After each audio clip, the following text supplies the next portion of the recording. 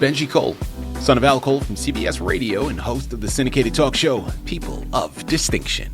The talk that gives you an in-depth view of some of the most dynamic, intelligent, and successful people on the planet. Run to our website, alcoleenterprises.com for more info. Email me through benji@alcoleenterprises.com if you'd like to get involved with what we have going. And as always, please continue to like and follow our broadcasts. People of Distinction is internationally syndicated solely due to the love and support that you all continue to give. We're available across all major distributors, and as long as you keep following, we're going to continue to put out the content.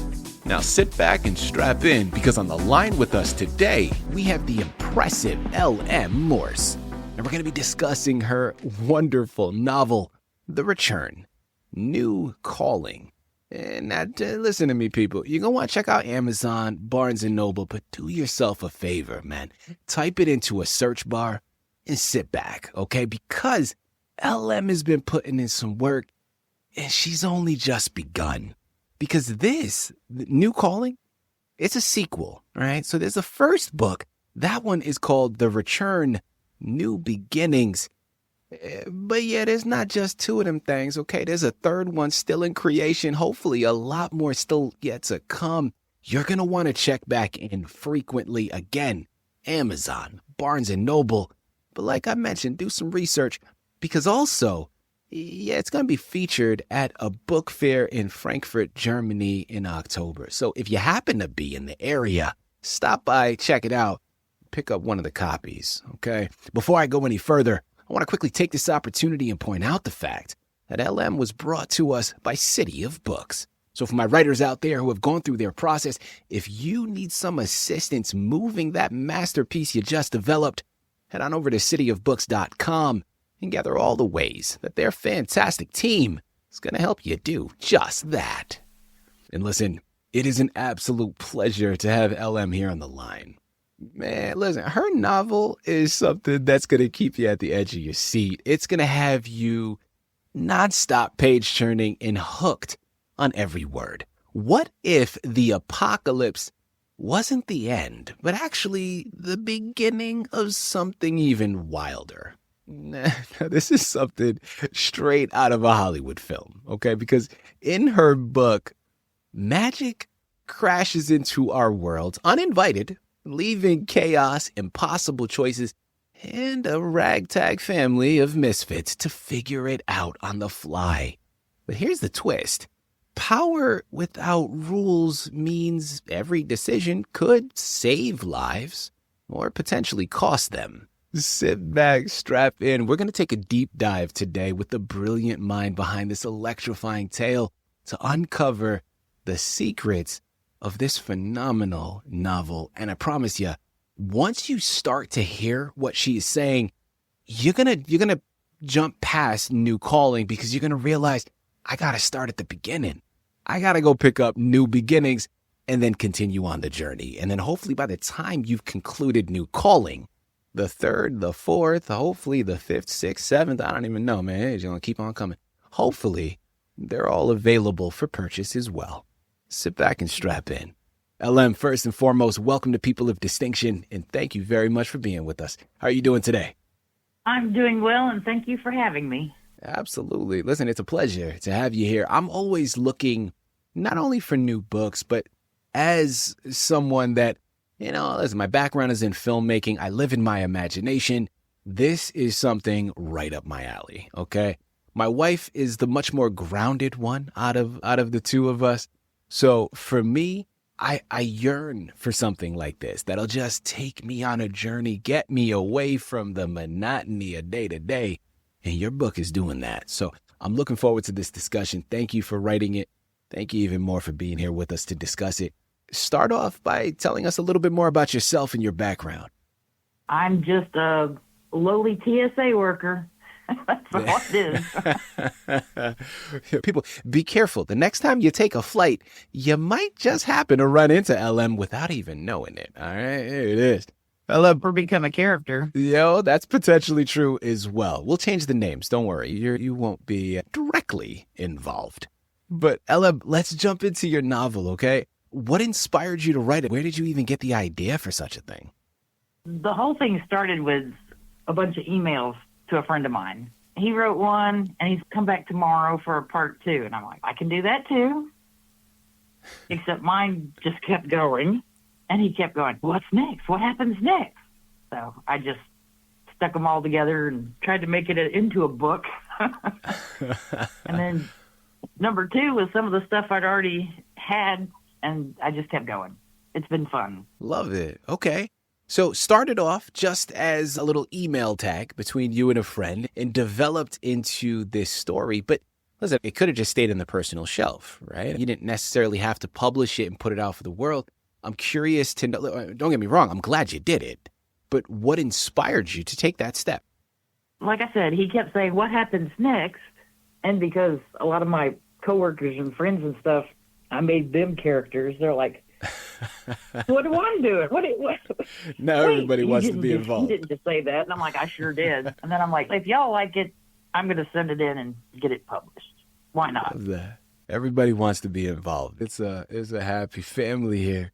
And that brings up a great point, LM, because we come to discover this band of not so average people and new beings. The message behind it, if it's to be pulled by readers, of course, as you've mentioned, written more so for entertainment, but there's definitely those messages to be found in terms of just overall unity and acceptance, regardless of backgrounds and differences. And listen, as someone who leads a podcast, and a lot of my clients and guests come from backgrounds of humanitarianism or religious views and things of that nature, I talk about that constantly, the importance of that unity and coming together and acceptance. I'm curious, what makes this group feel like a family despite their differences? I guess that comes from us working so closely together. We are like a work family, and because we're friends, we hang out when we're not at work. Now, I'm curious. We just know how to gel together, I guess you could say. LM, are you talking about yourself and all of the people around you that the characters are based on, or are you talking about the characters in the book? Both.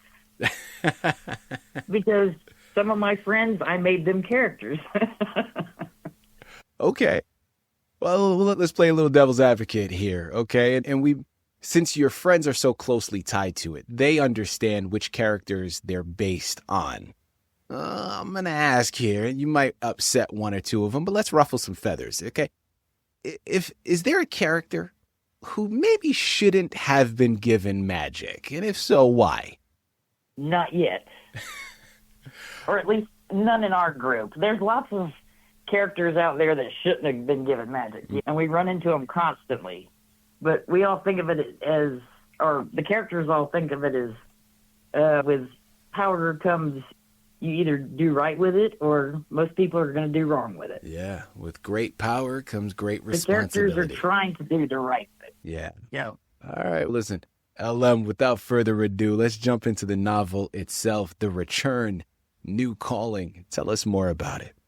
It's one of those things that at the very end of the first book, the second book takes off right there. I like a good cliffhanger. You know what I'm saying? Yeah, absolutely. So, yeah, it takes off right there, and it's one of those, they get into more trouble, the characters do. They find more interesting people, and they call them new beings. So it could be a blend of something. It could be people who can now shape change, or just, there's one new being. She is a mix of two critters. Okay. A mole and a worm. Except she's huge and eating people. It happens. Somebody gets hungry. Well, it happens. Yeah, you just got to take it. Unfortunately, yes. But when she comes up out of the ground, the way I described it, you'll be like, oh, my God. And you just hang your head and giggle because it's strange. Yeah. Okay. There's no face, but it's a phallic symbol. That's an image there for you. We're just going to leave you on that, people. You understand. LM, yeah. Let's go into the writing process here, okay? I'm curious to know, because one thing that I often hear from other authors that we have on the network, especially ones that have written fictional novels, in the sense that this one is, of course.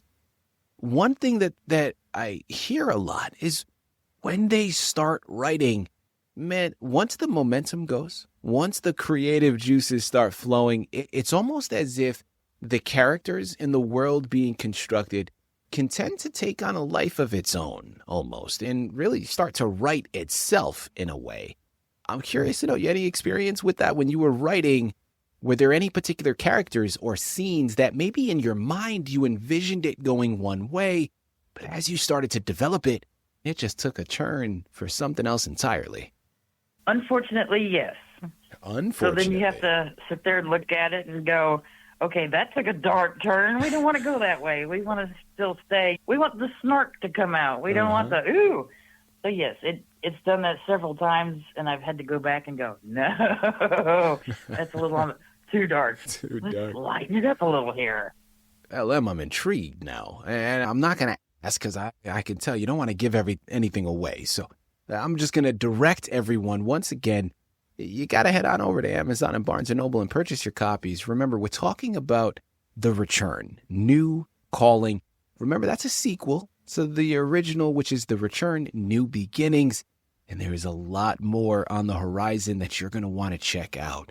In addition, also, if you happen to be in Germany come this October, check out the Frankfurt Book Fair because this book is going to be represented there. And you're going to want to get your hands on a copy. For everybody else who doesn't happen to be in that beautiful country, yeah, just head on to Amazon and Barnes & Noble. It's your next best thing. LM, as you were developing really both of these stories, okay, this one's not going to be limited to New Calling, although I'm curious, throughout this writing process, what was a highlight for you? What was something that you really enjoyed or something that maybe even surprised you? Being able to write it was the biggest surprise. I'm not a writer, but hey, it came together really well. And everyone I talked to or read a snippet of, they were like, "That's good." Listen, I'm gonna point something out here for you, LM. I know you say you're not a writer, and listen, maybe that was the belief that you once held.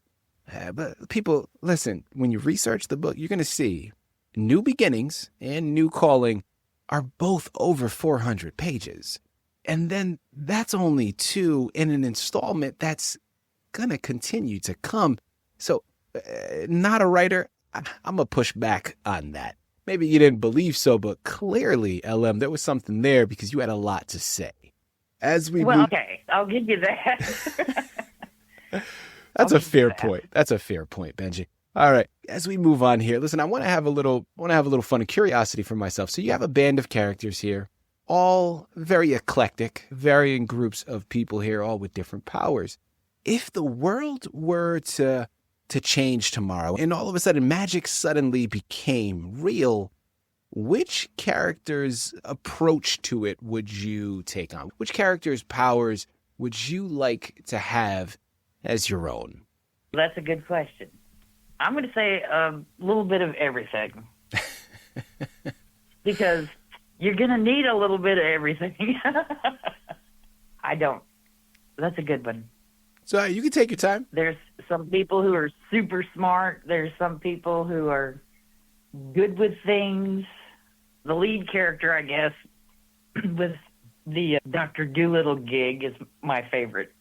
The Dr. Doolittle. I'm sorry, that's my favorite. You say Dr. Doolittle, so does the lead character talk to animals? Yes. Oh. And because the lead character can talk to animals and they talk back, they learn. And when they learn, they share it with other animals.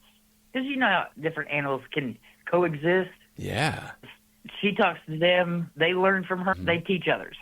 I tell you. So now you have a bunch of really smart animals running around out there. There's not a day that goes by that I don't wonder what my dog is thinking about me. If only I could talk to him.